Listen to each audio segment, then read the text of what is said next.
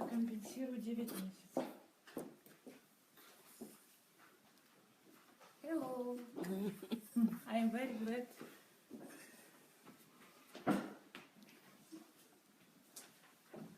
Hello, is anyone joining us? How are you, everyone? Hello, hello, hello. How is everyone doing today? It's Thursday. How are you? It's our day 7 of this great DSA Golden Jubilee question time. Yay! How are you, Dee? Mufelola, good evening. How are you? Hello, guys. Hello, Shegun. How are you? Brenda William, how are you today? Ruth, good evening. Good evening, Daniel. Rochelle White, how are you? Good evening. Hello, Innocent. How are you doing? Good, good, good. As you're coming in, guys, can you please share? My favorite word, share, please. Hello, Queen Anastasia. How are you doing? Hello, Faith. How are you doing today? Odebumi, good evening. Good evening, good evening. Guys, as you're coming in, please start sharing. Hello, Emmy Doris. How are you doing this evening? Hello, Samson. Hello. Hello, Emma.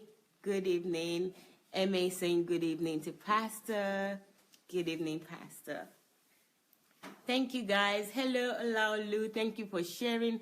I can see that Olaolu is sharing. Can everyone else please share? Please.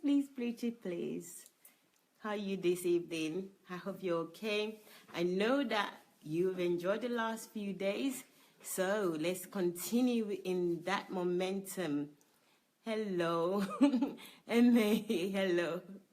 Justin, good evening. How are you doing? Good. I hope you're doing good. I'm hearing myself saying that you're fine, Justin. I hope you are. Joyce, how are you doing? Thank you, Joyce, for sharing. Anastasia, good evening again.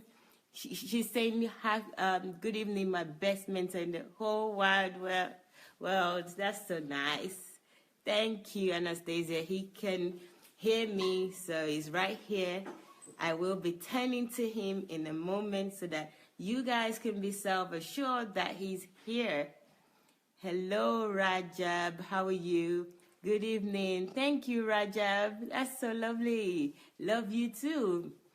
Matthew, good evening. How are you?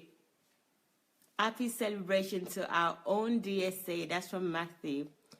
Good evening, Pastor Sunday.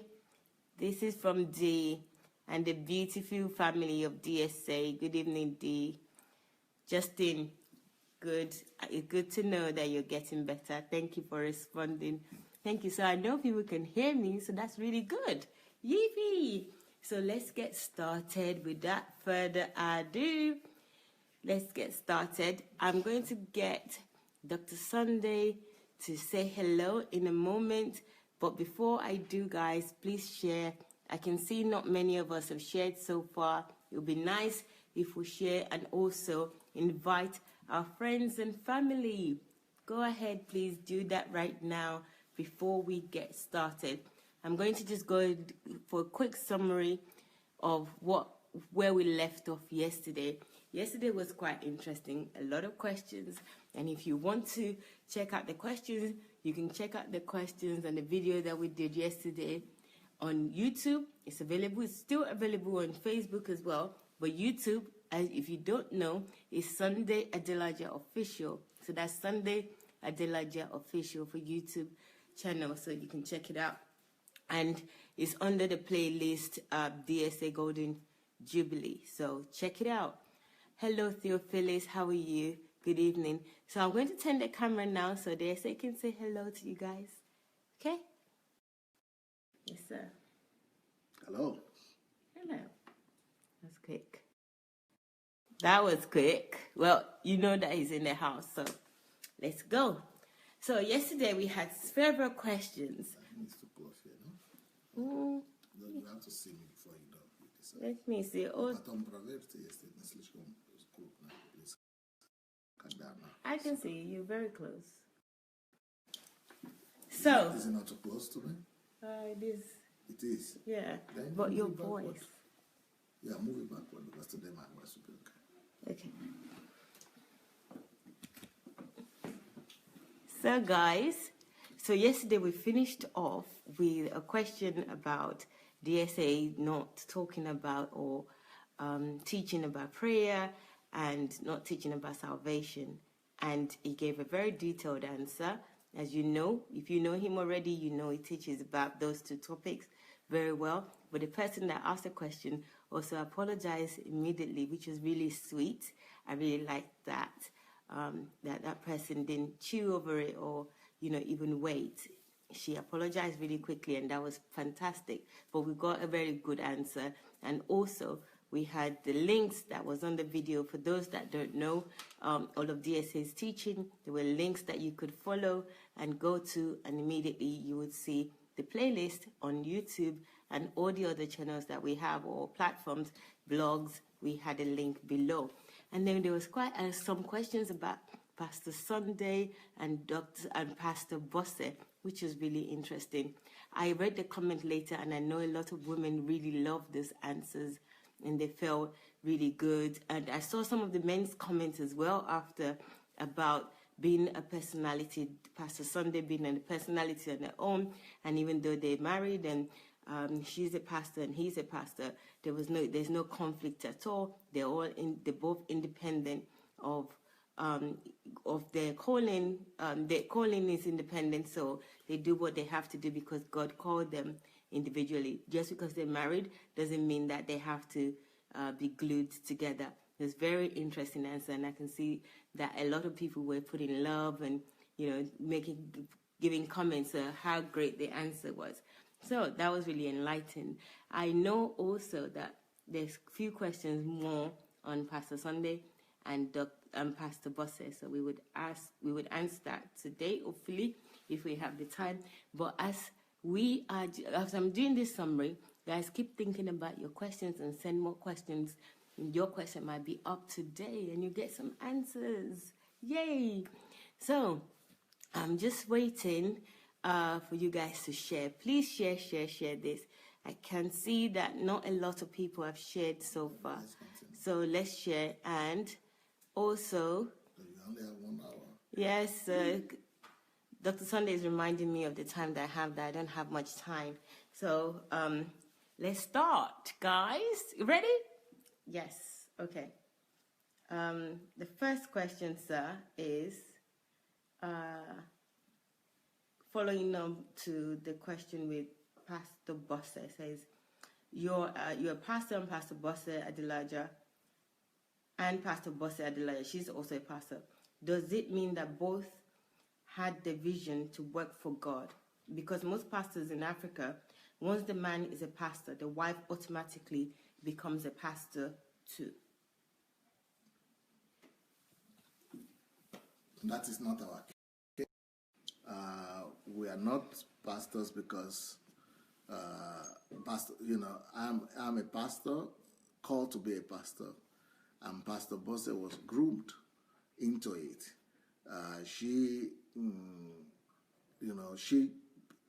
didn't become a pastor automatically just because I became a pastor. She became a pastor because, let me tell you the story.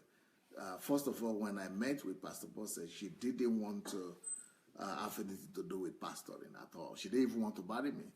And the biggest weakness she saw in me is the fact that I was a pastor. So she was so pissed off about pastoring that she didn't even want to marry somebody that she probably had a feeling for or she loved just because of the fact that that person is a pastor. So that is how much Pastor Bose disgusted the idea of being a pastor. She didn't even like that position. She doesn't.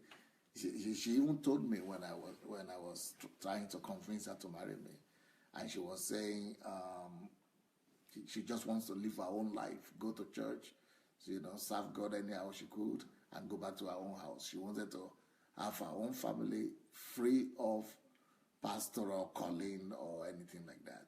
So I had to commit and give her my word that this this pastor is a pastor with a difference, that my own case is totally different, that it's not that I'm not going to be your regular pastor, and that this my own pastoring and me and my personality is not like anything she has ever come across before, and that this will be totally different from all kind of pastors that she had known before. Then she said, okay, will I have the freedom to be wearing my trousers and my jeans? He said, I want to live my own free life. I want to wear my trousers, my jeans. I want to live my life. And I said, yes. So she was relieved a little bit. That, okay, then another thing she was concerned about is that I hope you will not force me or ask me to become a pastor or assistant pastor or pastor's wife. I said no. So I gave her my word that she will not become a pastor's wife automatically because I'm a pastor. And she will not even be responsible for pastor's wife meeting, because she was telling me that, oh, there are some people where they say, since you are the pastor's wife, you have to lead the meeting for the women and be responsible for the women and things like that. So I gave her my word. I said, no, you don't have to do anything. Just be my wife. If that's the only thing you want to become, and it's just because of me that you are in this church, you just be free to do anything you want to do. And you just be my wife. That's it. That's it. And you are living your own life. So when we started the church, Pastor Bose was not playing any active role in the church. She was just coming to church and going back. And she was not being a pastor because she's my wife. She was not even not responsible for the women in the church. We had other ministers who were responsible for the women. And then at a point she said, oh, I feel like going to sing in the choir. So she just went and joined the choir. So that's where she wanted to be. And then from there she started growing. But in our church is about producing personalities. Our church is about grooming people and reproducing yourself. So I kept on reproducing myself. So she kept on saying ordinary people that will come from the street as nobodies and become, greater things than anybody could imagine. And she started seeing alcoholic, drug addicts, people that were worse than her, how they were becoming leaders, pastors, and they were becoming respected people and being successful, and God was using them. And she started wondering that, oh, why am I worse than this? So this thing is really working. She saw a different kind of God, a different kind of gospel, a different kind of pastor, a different kind of ministry. And she just started, she worked her way up, though. She didn't even begin to take any position because she was my wife. She kept on in the choir. Then the highest she grew to in the choir is the back vocal. The lead, not as the lead singer, but the backup. So then later on, she started leading home group, and after she became a leader in the home group. Then she started doing some ministry to other people and different people. So that's how she began to grow until she was already so grown that everybody knew that she was already a pastor. So she kept on growing from one position to the other until she became a pastor. So. So it's not automatic. It's not because I'm a pastor that she has to become a pastor. It's about our own calling and our own passion and our own desire. Hey, there you have it. She wanted to become a pastor at her own pace and at her own choice. No influence other than God. And there you go. Maybe support from Dr. Sunday as explained there.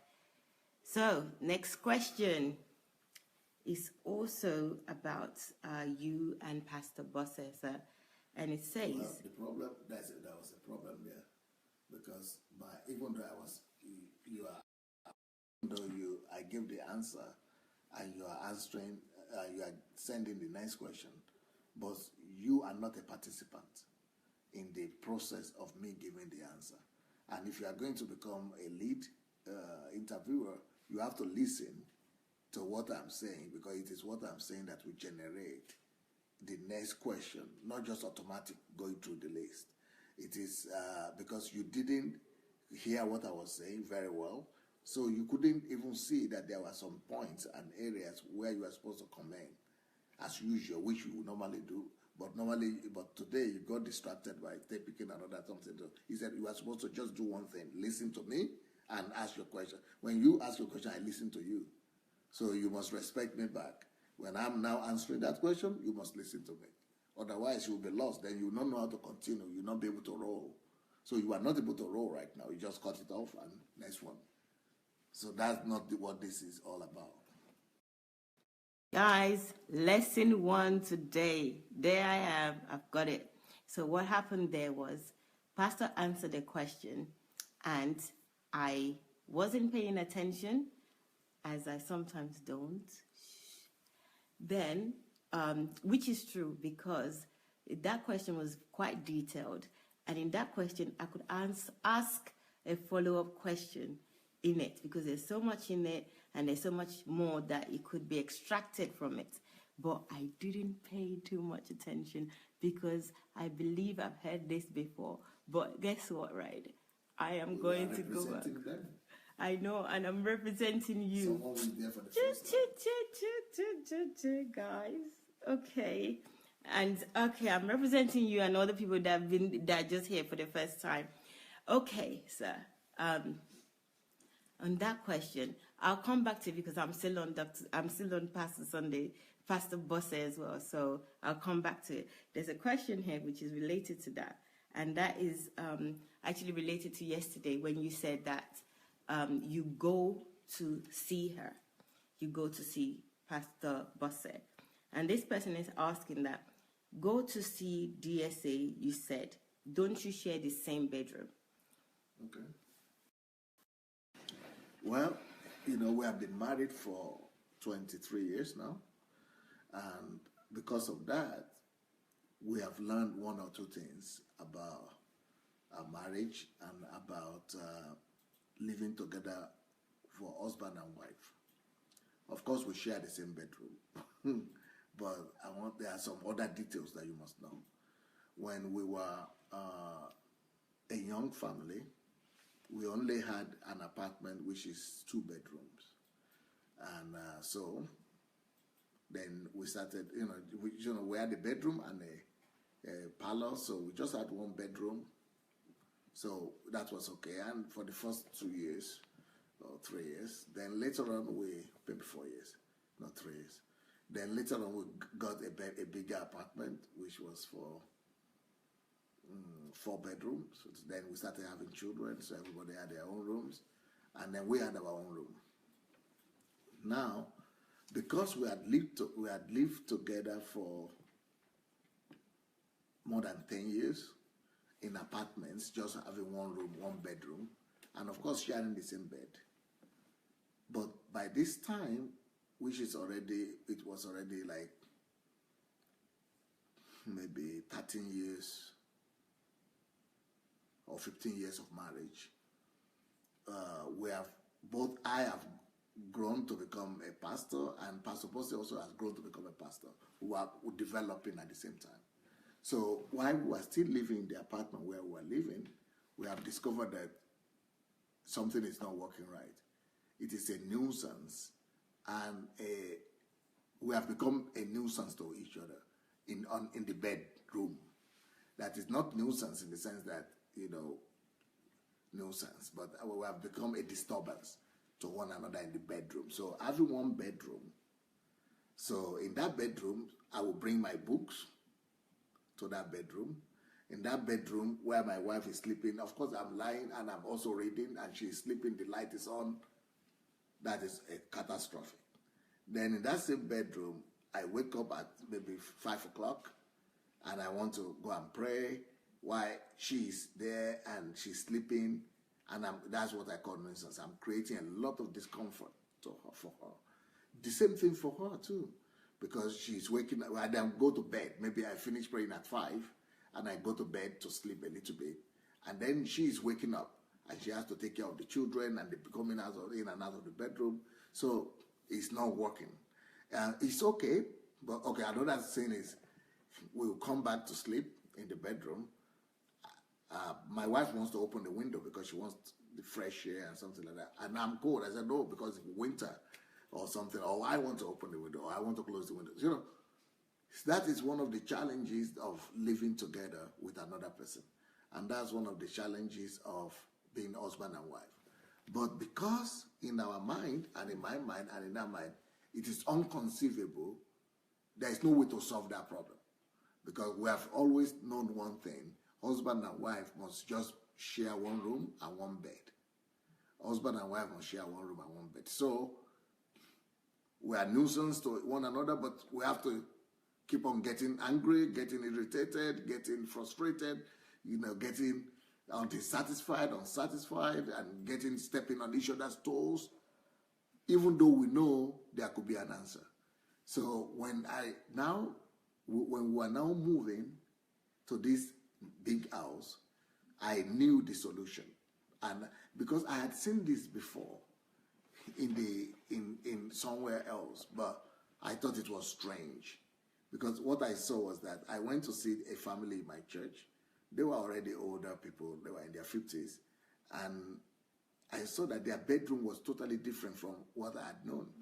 What was this bedroom like? It was a large bedroom, but that is divided with different beds, but this, the same, but it's transparent to see each other, but you could close it. You could draw something to close, and there's a bed there, there's a bed here. Transparent, with very unique. You could walk in and out from that place to the other, but it's still separated a little bit, but two beds in one bedroom.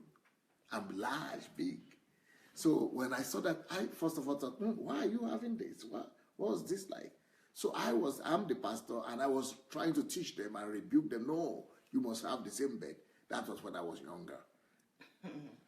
But when I now became busy, and Pastor Bose became busy, and she wants to read, sometimes she wants, and especially in that apartment when there is no other place, it's just you, and then you want to come and do something in the night, you wake up, especially with wives. Or men understand what I mean. I mean, she's waking up, she wants to go and, dress, she's, taking all kind of details that women do. Oh, this wardrobe, that wardrobe, the painting and the cosmetics, and you are trying to sleep, and she's walk up and down. She's going out of that room. She's not even noticed it 10 times or 20 times, and the door is cracking. And then you are trying to sleep. So it is. Why do you face that? Why should you endure that when you could resolve it?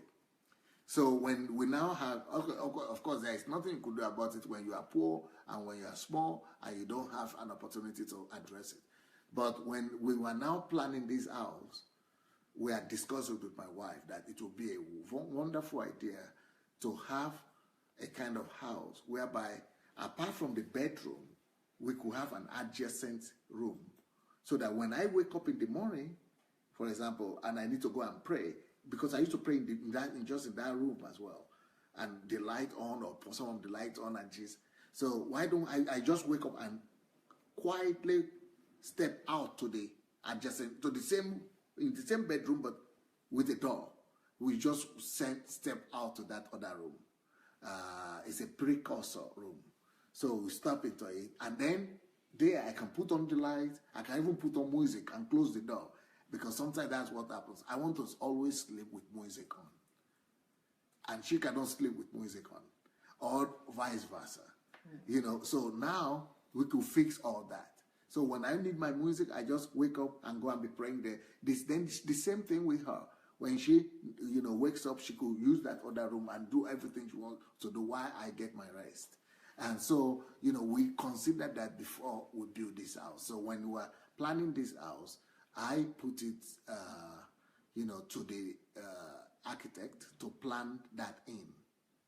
So now, but when Pastor Bose became a pastor, full-time, that was what we were living like that, and it was okay, very good. But when Pastor Bose became a pastor, and she became even more busy, and with the children and everything, so she even made that another room, not even that one. She has another room, and what we have is that we have a whole floor just for me and Pastor Bose and the children. So it's a whole floor, maybe 200 meters, square meters. So, and that place is just my room, our room together, the adjacent room, and then the kids' room. So when Pastor Bose became always so busy, so she's always going to study. And we have a study, but that you have to go downstairs and something like that. But so she just decided to have another room for herself. But we still have the same room, the same toilet, the same bathroom, the same bedroom. So when she's not busy, we are together. We are using our bedroom. But when she needs to do something, for example, she's going there to study in the other room. So when I wake up in the morning, maybe she's already in that other room praying or studying. So by the time I wake up, she's up already. She's already doing something there. But I'm happy that she's not doing it in my room now because it would have been catastrophic. So I wake up and go. The first thing I do, I go and meet her in the room there. But she allows me because, so either she comes back to the bedroom, she knows that I'm awake, or I go to meet her and spend time there, or she comes back to the bedroom, and vice versa. So, for example, before I go to bed, I finish working now, and she's either in the bedroom or she's in the place where she's studying. She's in the other room, where sometimes she sleeps there also. So I know I will go and look for her. Either she's not in the bedroom. I know she's busy. She wants me to come and just come and sleep. Then I go and meet her first. So we connect together in the bedroom, and so just those kind of elementary stuff. I don't know if I needed to discuss all these details. Guys, that's graphic. No, it's not graphic. I'm only kidding. That's detailed enough. There's a lot of information there. I have some questions about that and the previous one. But the question is, obviously, I don't understand why, in the first place, as couples, even though we're different, why the one bedroom is always like, people have to have one bedroom. Is that something that it's in the Bible that people have to have one bedroom when they're married? What is the purpose of this one bedroom? Because I don't think a lot of people even know of the choice that they can have bedroom in this way, that they can have two separate bedrooms. And even yourself, you mentioned that as a young pastor, you didn't know. What is it? Because in marriage, I noticed that, even though we're two different people always have this one bedroom. Is there a reason for that? I'm just asking. This is... Sir? Yes. I just saw somebody else writing a letter and say, is this the same reason why you have different offices in the church? Because in the church, we have one big floor and one general office. So when you come to my office, you see the secretaries and then upstairs. Then one to the left is my own office, my own department of the office, my own section of the office. Then to the right, you go to the room and to the office of Pastor Bose. So even though we are in the same territory, but Pastor Bose has her own office, large place, and I have my own office. But even though we could walk in, easily walk in and out to one another's office, just like the same way the bedroom is too. But there is door, so we could always walk in, but we could also have our privacy if we need to and our space. So is that the same reason why we have that in office? Definitely. Because I'm a pastor, full-fledged pastor. Pastor Bose is a pastor. Some people want to see her. Why should she be using my office? And some people want to see me, or she wants to be... Okay, for example, can you imagine if you had been using the same office, Pastor Bose, she is meeting with somebody, talking now, and I want to come and just be alone and sleep or pray or talk to another person or just study or meet with my own people or have a meeting. But I cannot because we'll be disturbing each other. The same thing with the bedroom thing. Now, to answer your question, is that a law that every couple must have one bed? Bedroom and bed? Is it in the Bible? I don't think it's in the Bible, but it's like creating an impression to the public that you are having the same bed, so that people don't think that if you have two different bedrooms or separate rooms, that you are having bad relationships. It's just like people trying to communicate to people that we are one, and we are one, we don't have any problem. If you have different rooms, so people might be thinking you have problems or something like that. I think it's just a stereotype. It's just like saying, when I told a story one time, when I just got married, I was basing my family on a principle that says that the family that prays together stays together. I never knew that particular phrase was about to destroy my family. because I was making my wife to come and pray with me every day. And the way I was praying those days was that I would wake up 2 o'clock, I'll sleep at 12, wake up 2 o'clock, and from 2 to 5, I'll be praying. And I will be waking her up to pray with me. We almost destroyed her, my family, and everything until God rebuked me and said that, where is that scripture in the Bible? You pray together when you have the time, when you agree to come together, when you have an issue to pray together. Otherwise, everybody is walking before the Lord. Give her the freedom, give her the permission, to be the liberty, to be able to pray at her own convenience, not at your convenience. And don't be forcing her, to pray, because the family that prays together stays together. So it's very similar in the same way with the bedroom thing. With the bed, as if we have to use the same bed, as if, that is the indication that we are staying together. It could just create only more problems. Wow. This is wisdom. This is real wisdom and common sense as well. We're two different people. We have different even body temperature, how we feel in the bedroom, with the windows open and closed, but we all endure this for the sake of marriage. I mean, this is like really practical life, living your life well, so this is great.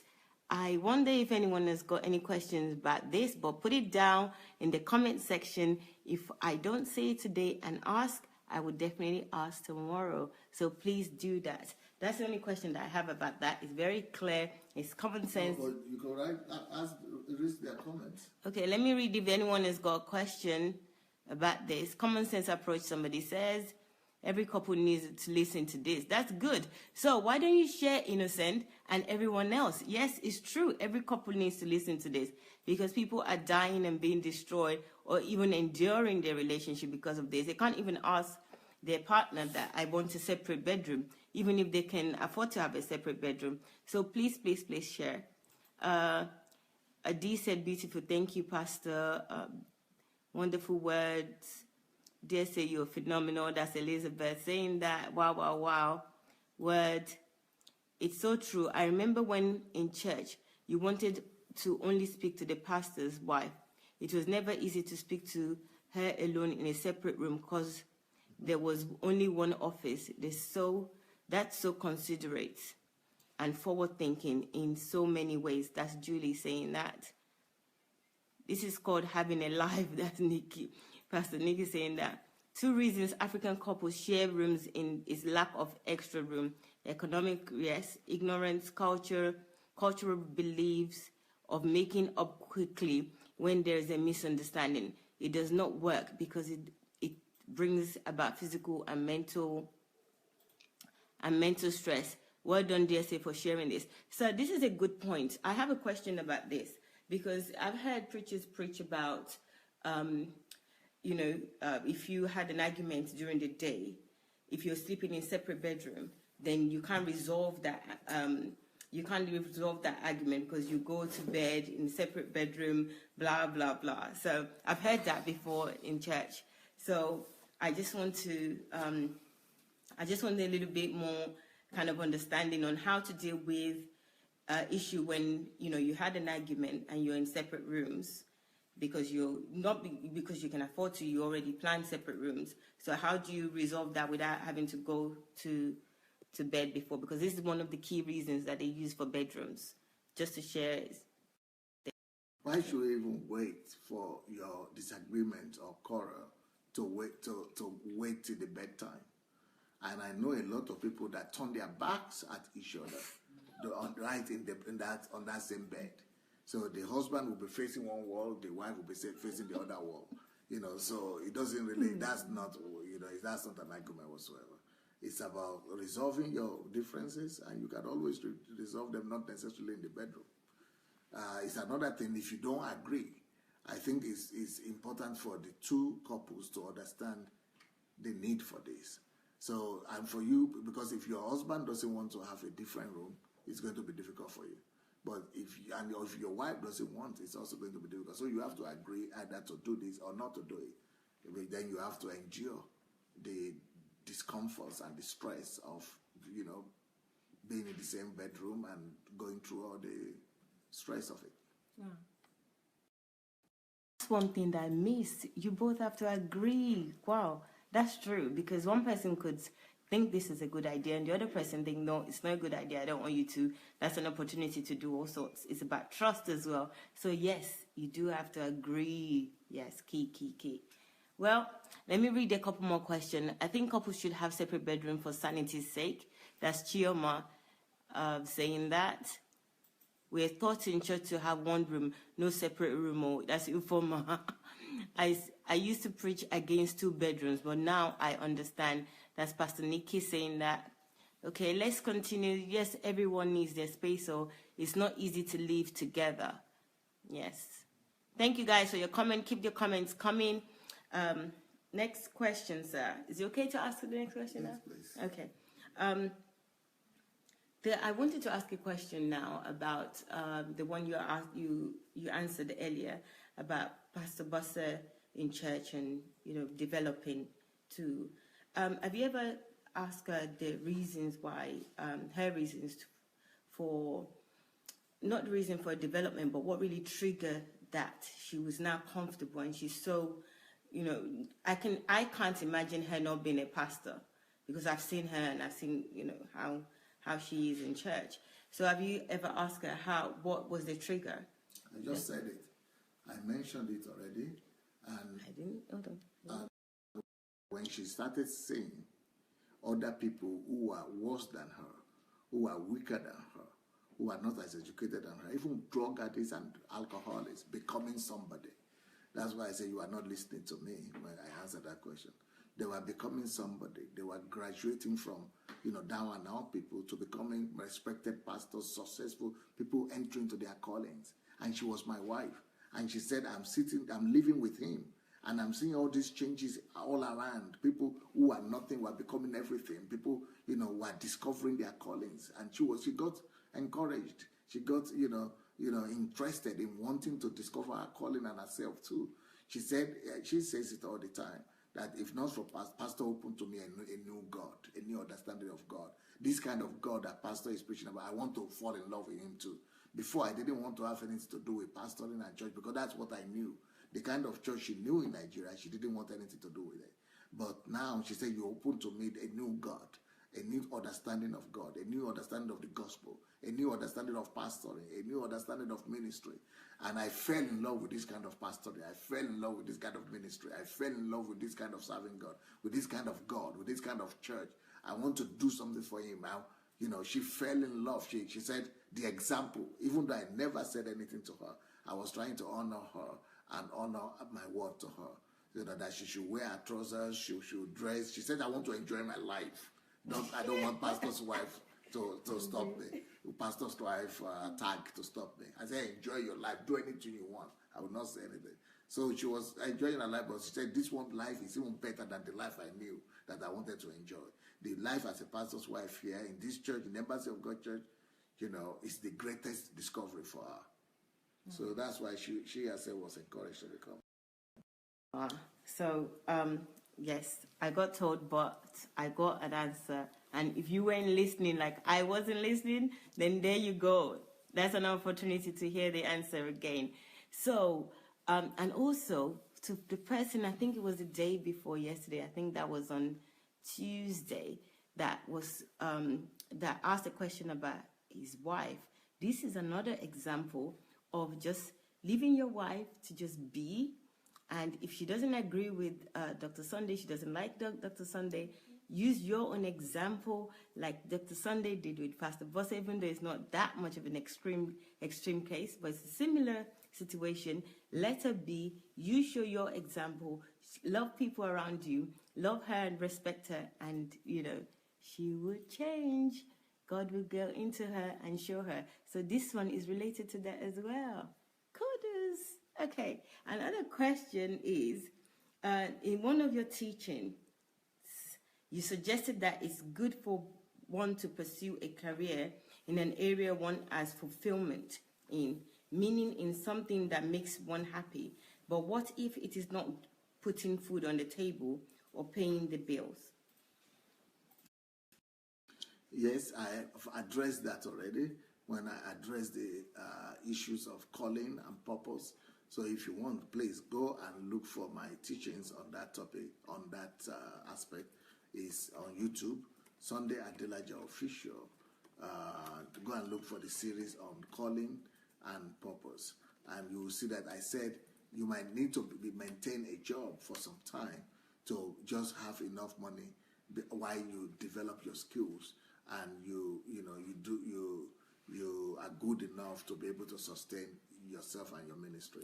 And then my book also, Uncle Sam, Stop Working for Uncle Sam, will help you to know how to become independent financially, how to be able to have the liberty and the resources that is necessary to both maintain a ministry and maintain a family and maintain your finances as well. Okay. Hello. So their teaching is already on YouTube. So it's titled, well, I don't know what the title is, but there's teaching, which is a playlist on calling and purpose.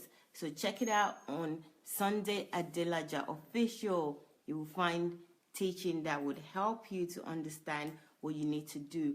And also the book that Pastor just mentioned, which is Stop Working for Uncle Sam. Check that book out. That would also help you. So that's the answer to that. I hope you're happy with that.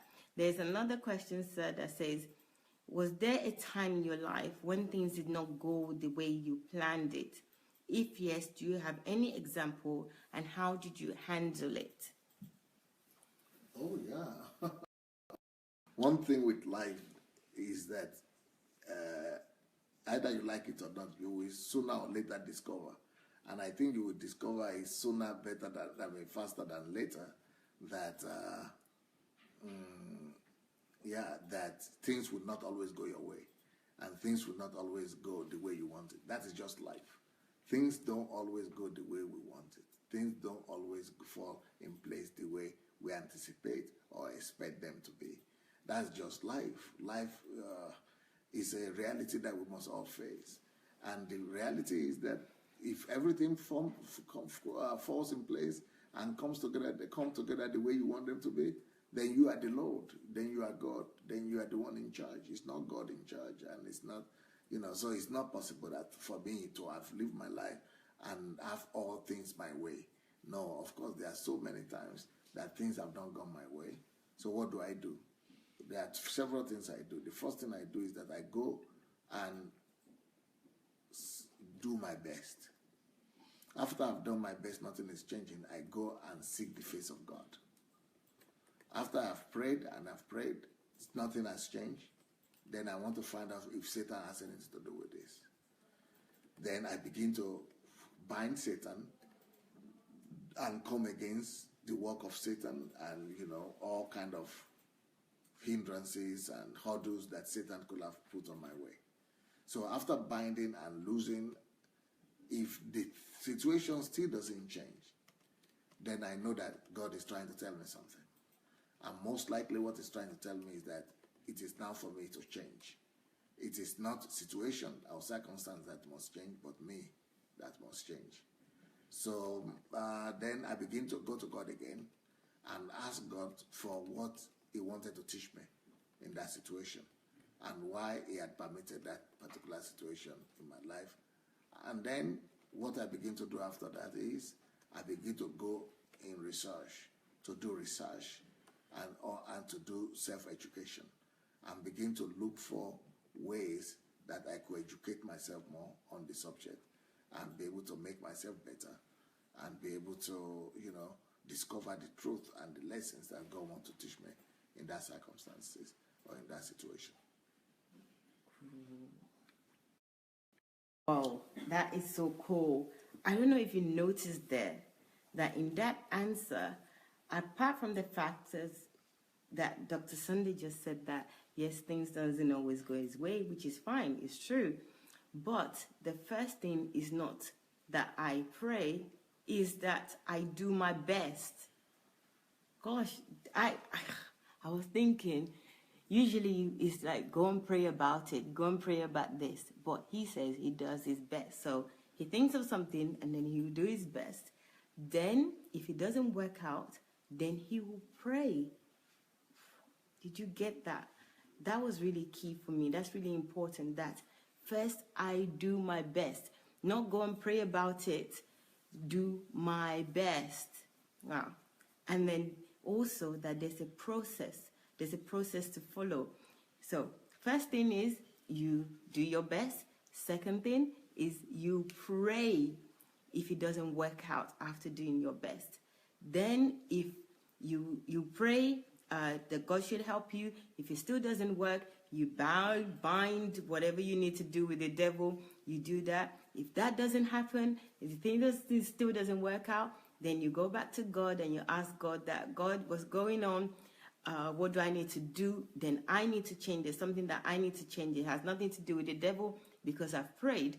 And then you would ask God what to do. After asking God what to do, you start to develop yourself. God would open your eyes to see what needs to be done. You develop yourself and do your research. Wow, wow, wow. This is really good.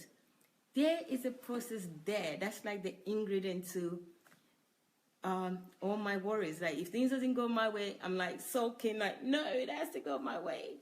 So here, guys, that's one deliverance for you right there. You don't need deliverance. That's one deliverance because I just got delivered. Okay, another question, sir. It says, how soon do you think, this is about Nigeria Transformation Project, and it says, how soon do you think you'll be in Nigeria? And aside that, will some DSA-funded project kick off before you arrive in Nigeria? Okay.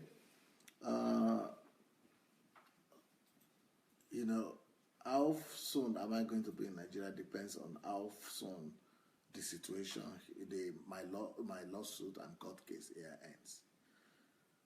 I'm hoping and believing that it will end this year. So that means that I might be able to come to Nigeria this year if the lawsuits end. But it's not in my hand. This is the example to an illustration to the question that somebody asked. What about when things don't go my way? Like things are not going my way in that sense too. But I have to be patient, and I have to learn obedience through what I suffer. So then there are some projects that are going to be kicked off in Nigeria before I come. Yes, and, it's better to say no. I will be doing some things on grant, maybe from this year or from summer. Either I go there, I don't go there. There will be some things that will be going on.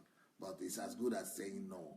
Because if I say yes, people will think that they could ask for help already or we could begin to do. But right now, there are some things that are going on already right now. There are some disciples on ground in Nigeria who are already doing some things. So he's going to be on that level, on a very modest minimum level before I come. So, but my own programs, my Nigerian Transformation Project will take effect after I get there. Hey, there you hear it. Nigerian Transformation Project. If you don't know about this project already, so let me tell you a little bit about it and where to find out. Go to sundayadelajablog.com/Nigeria. You will find details of the Nigerian Transformation Project on that blog or website if you prefer. And there are two forms on the website. You will find one that if you want to join the project, if you want to come to Nigeria with us, you can complete that form. And the second form is funding. So if you have a project, you have an idea, anything that would help to develop Nigeria, there's funding available. But this funding will be available once we get to Nigeria. So with that funding, there are criteria to meet. You will see all the information in the form, but let me just give you a little heads up. You need to have watched a number, at least 100 of Dr. Sunday Adelaja's teaching. You need to have watched, listened, or if there is audio, and also you need to have read at least 10 of his books in order for you to be able to qualify for funding. There's a reason for this. We need people with integrity. Not that we're saying you don't, but we need to be assured that you have integrity.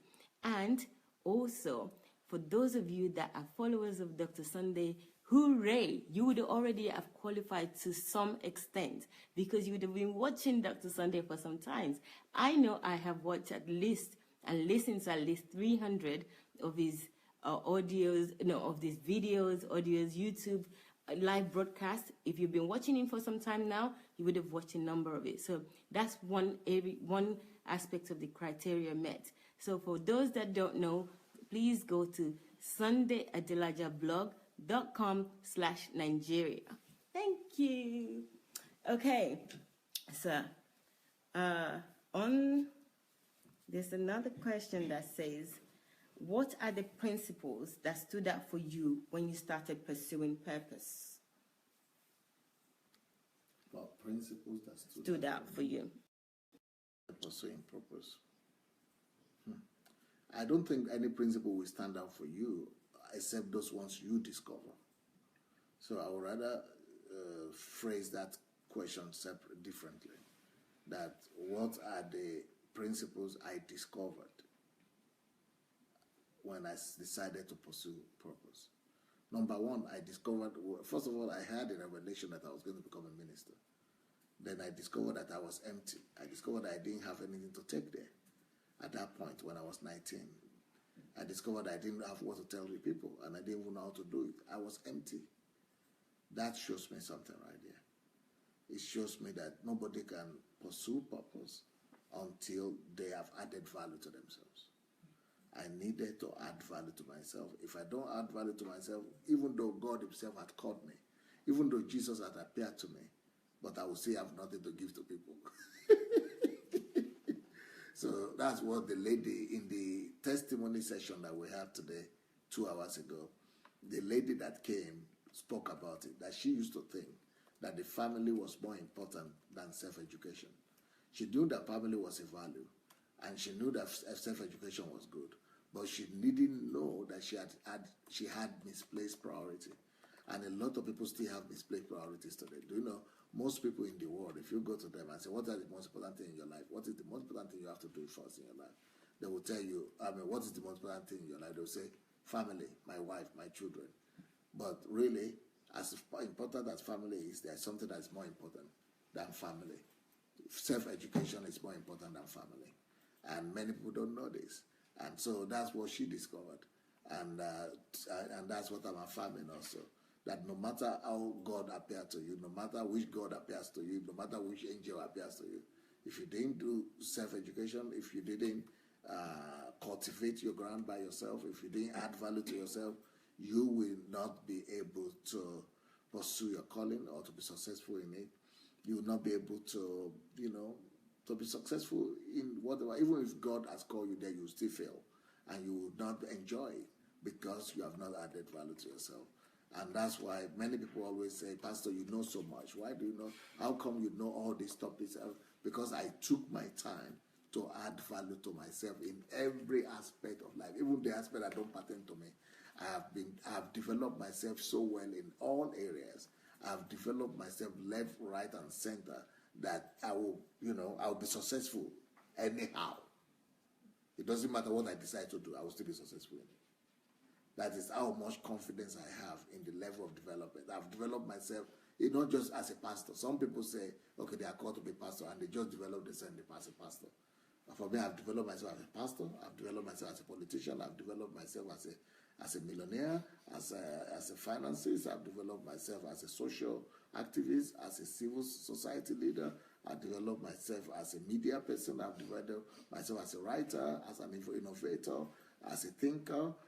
I've developed myself, as a psychologist, as a consultant. I'm everything at this time. And, the level and the quality of value you add to yourself determines the level of greatness you attain.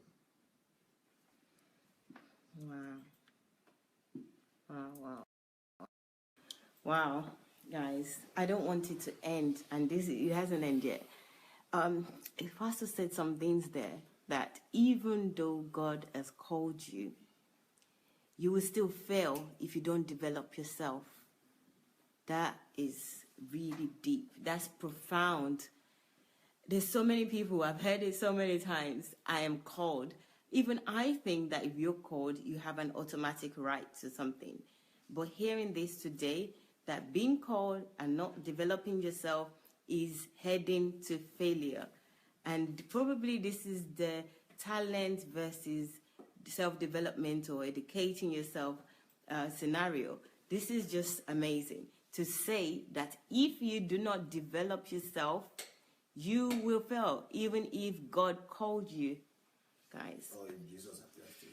Wow. Or even if Jesus and angels appears to you. So, gosh, I wish we can get more people to listen to this, especially pastors and aspiring pastors as well, that being called is not the end and be it. You need to develop yourself. And you can also use this in every area. It's not just about being a pastor. In everything that you do, if you do not develop yourself, you will not succeed. You will fail. And God is not to blame for it. And God is not to blame. Can you believe that? Gosh. And also, the other thing that he said that struck me in this is that I develop myself in other areas as well. Not just in that, not just as a pastor. And he mentioned the list of areas that he developed himself in. Do you know how many times I've been told that Jack of all trade is the master of none? BS. You know, and for that reason, people just concentrate on one area. And even in church, pastors been telling me that I'm a pastor, that's my calling, that's what I focus on. This is the first ever person that I'm hearing saying that I've developed myself, and proudly saying that as well. I have some questions about this, lots of questions. Maybe I'll write my questions down. And if you have questions as well, please write your questions down. I will extract the questions and put it down so that we can ask Dr. Sunday tomorrow. Our time is fast approaching today. Do we have time for one more?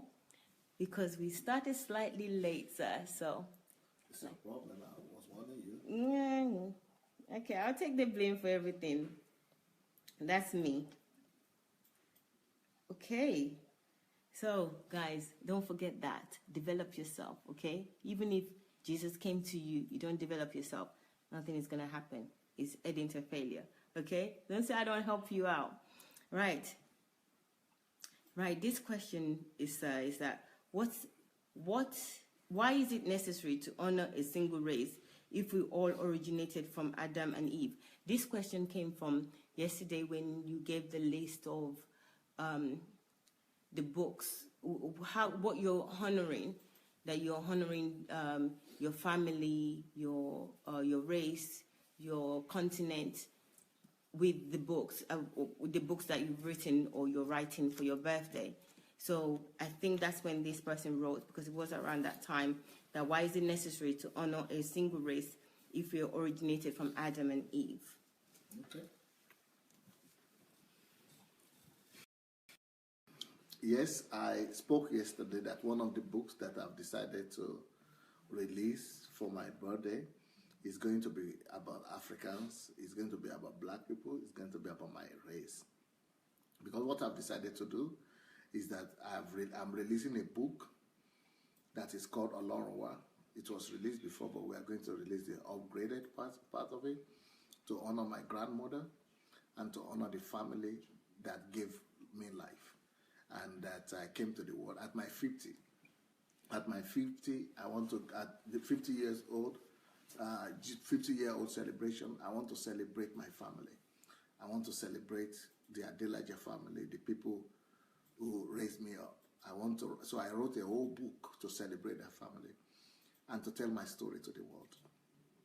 So that is the first book I've written as one of the ways that I am celebrating my 50th birthday. Then I wrote a book for my country, Nigeria, because that is a country that gave birth to me. And I don't believe that I could become who I've become right now without being a Nigerian. I'm proud of Nigeria. I'm proud to be a Nigerian. So I've written a book that is dedicated to Nigeria, that is going to give direction to Nigeria as a nation. a book that will help Nigeria to come out of the economic crisis that the country is in right now, and a book that will give Nigeria an economic program for the next 100 years. So I've written that book, and that book is coming out next week. Next week. It's going to be called Nigeria, the Nigeria Economy, the Way Forward. The Nigeria Economy, the Way Forward. How to take Nigeria from economic recession to financial and economic dominance in the world. So this is a book that will help my country to take a rightful place in the Community of Nations. And it's my own way of saying I am grateful to the land where I was born. Then I wrote another book to show my gratitude to the body of Christ, to the ministry, and to the church to the church of the body, to the church of the Lord Jesus Christ, to the body of Christ, because it is my platform. It is the body of Christ that has given me the platform to shine. So I've written a book just for them, just for the platform, for the pulpit. And this book is about improving the pulpit. It's about taking the pulpit to another level. It's about delivering the pulpit and the ministry from the captivity, the shackles that we have put ourselves in. Is to deliver the body of Christ and take the church to a new place and a new level of efficiency. And that book is going to be called Pastor Face Your Calling. Then I have another book that I've written to commemorate my 50th birthday as my gratitude and as my appreciation to Africa and the black race. Now, that is where the question comes in. That why should I write a book to commemorate, to celebrate and dedicate a book to the black race and to celebrate the African continent and my black race? Well,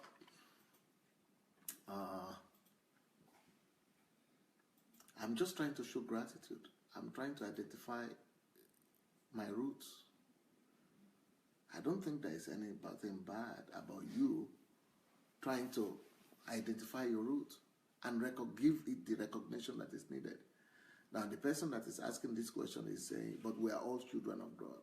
We all come from the same God. So why should you celebrate your race separately? Well, first of all, because, for example, I don't know who this person who is talking is. If you are a bad person, if you are a black person who is talking, for the same reason why when you enter into a bus or you enter into a public place, a public school, and they see that you are black and they recognize you as black and they don't mix you up with being with a Caucasian, that is the same reason why why I have to underline the race, because you have already been underlined by God Himself.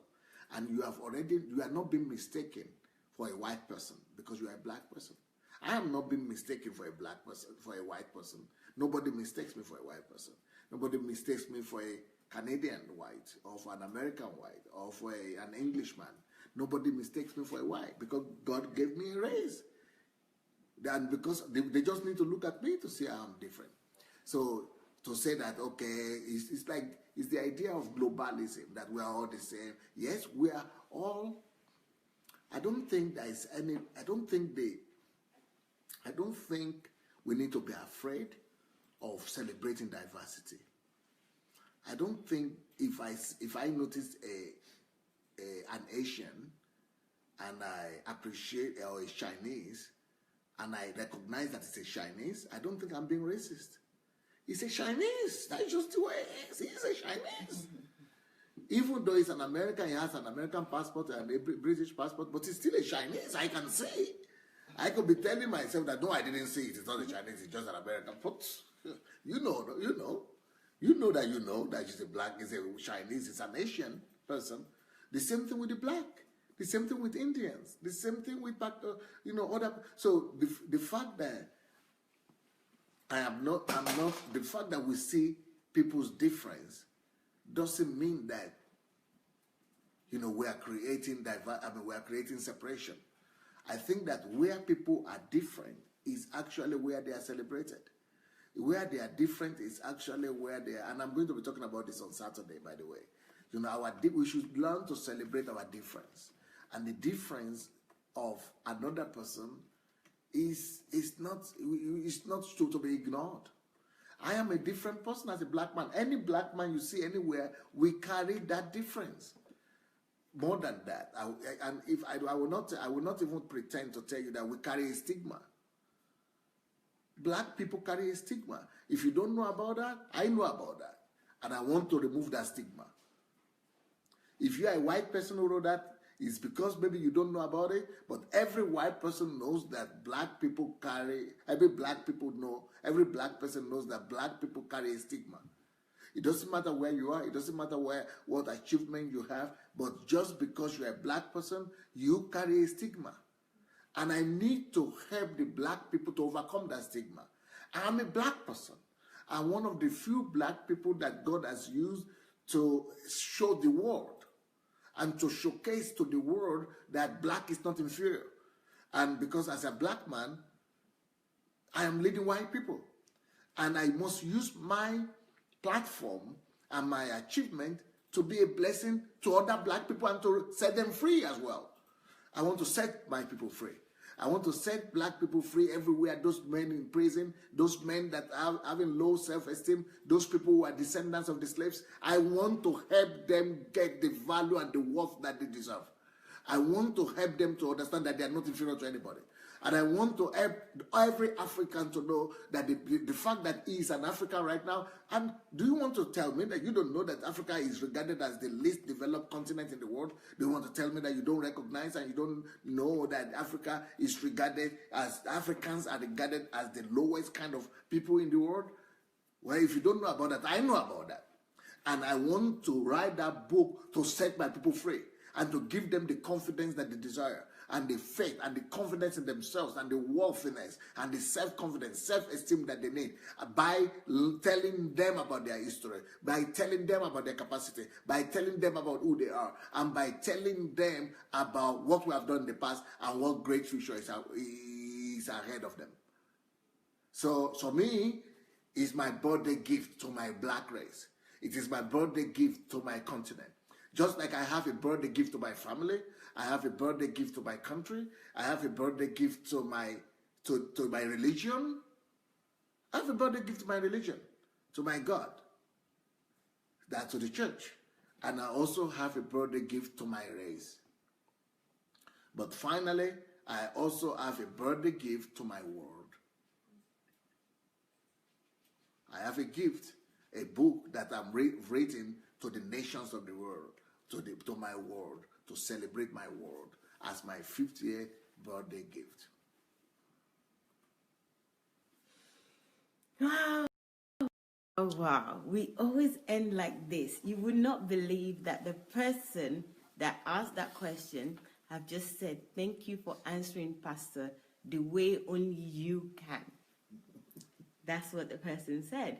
So thank you for asking the question, and thank you for coming back with your statement. Guys, today we are done.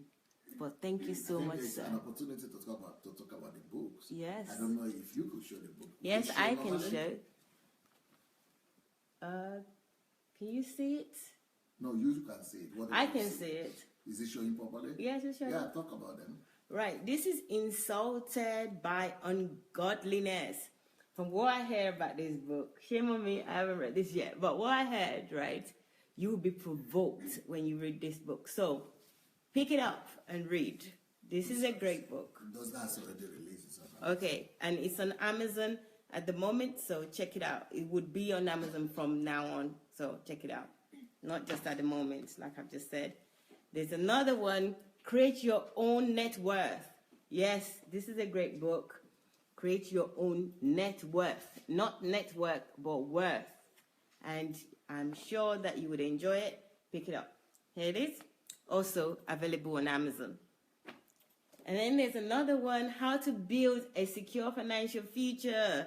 This is really important to everyone. We all love money, money, money, but a secured financial future. We want security as well. So it's not just about having the money, but being secured. So check this one out too.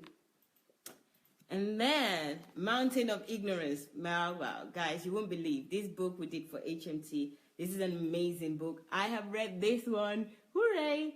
And it is a very good book. I didn't actually realize that there's so many types of ignorance. Says I thought there was only one ignorance. If you're ignorant, you're ignorant. But no. There are different types of ignorance, and you need to read it, because I almost cried reading this book, because I didn't realize that I wasn't ignorant, and I was many of the ignorance. So check it out. You might think that you're not, but you probably are. There's another one here. This one, How to Regain Your Lost Years. Guys, I haven't read this, but this is a fantastic book. Just the title alone, Regaining Your Lost Years. I think this is one of the things that make me sad so much, that just not getting to know Pastor Sunday now. I'm not that old, but I feel like I've lost so much. And just reading a title like this kind of give me hope. How to Regain Your Lost Years. So again, please, this is another book. It's not too heavy. It's many pages, 213 pages. So you probably can read this in a day. So, How to Regain Your Lost Years. Check it out. There's another one here. This is a favorite. Everybody loves this book. Stop Working for Uncle Sam. Uncle Sam. Stop Working for Uncle Sam. This is a fantastic book. This is a great book. People have said so much about this book. Stop working for Uncle Sam. Even Uncle Sam is pointing to you that you should stop working for him. There you go. And then we have here, I've read it, I said this already. So, and this one, Only God Can Save Nigeria, What a Myth. You need to read this book, especially if you will be part of the Nigerian Transformation Project. But not only that, just read this book, because we say this a lot as Nigerians and even Africans generally. Only God can do this, only God can do that. It's not just about the continent. Even the things that you say about yourself that only God can help. No. This book will help you to realize that you need to do something. So here it is. Only God Can Save Nigeria is a myth. What a myth. This is one of my favorite books. Money Won't Make You Rich. Yeah, when I first saw this title, I was thinking, so what's going to make me rich then? But after reading this book, I know how to manage money. I know the essence of money. I know everything that I need to know about money. I'm not even worried about money. This book is a fantastic book. You need to get this book. I mean, I said you need to get all the books, but this one, absolutely, you need to get it. You need to get it. And the financial freedom one as well. Secure financial freedom. So, here, The Kingdom-Driven Life. This book, I must tell you, I have seen so many people read this book in the train, more than any book that I know. In London, when I'm in the subway, metro, whatever you call it, I've seen quite a number of people with this book, The Kingdom-Driven Life. So, check it out. Or maybe it's the other one, Church Shift. Do we have that, sir? I think it's Church Shift. No, not this. It looks the same. The cover, I think that one is red and this is orange. So it's about Church Shift, not this one. But this one is good as well, Kingdom-Driven Life. I need to read this because I need my life to be kingdom-driven. Yeah, I do. Yeah, check this out. And here is another one, Miles Monroe. This book is apparently Pastor Bose's favorite book. She loves this book so much. And if you know Pastor Bose, she doesn't mess around. If she says this is good, it's absolutely good. So check this book out. It's a really deep book, apparently, and it helps you to understand death, why people die, and in the ways that they die. So check this out, Miles Monroe. Okay. There's another one here, Nigeria, the Leadership Question. This is a very good companion with the myth one, which is Only God Can Save Nigeria, What a Myth. I think this book together It's a lethal combination, especially if you're in Africa, if you want to join the Nigerian Transformation Project, if you want to be a leader as well, this book is important. Nigerian no, African or none, or black or not, this is a good book to read. Nigeria and the leadership question. World and the leadership question. It could easily be the world and the leadership question. So check it out. And then this book, Poverty Mindset versus Abundance Mindset. Who doesn't need this, really? We all do. Poverty mindset and abundance mindset versus abundance mindset. Another one, and this is actually a bestseller. We have several bestsellers here.